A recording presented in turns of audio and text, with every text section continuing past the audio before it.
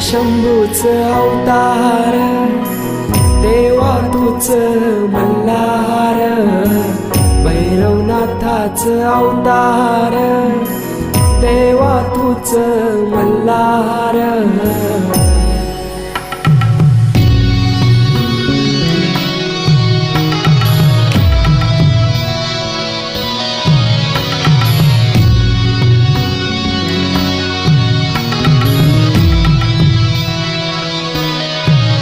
ठेवून बाणाई पहिल्या पायरीला, घेऊन मानसा देवी संगतीला, वध करूनी मनी मल्हार.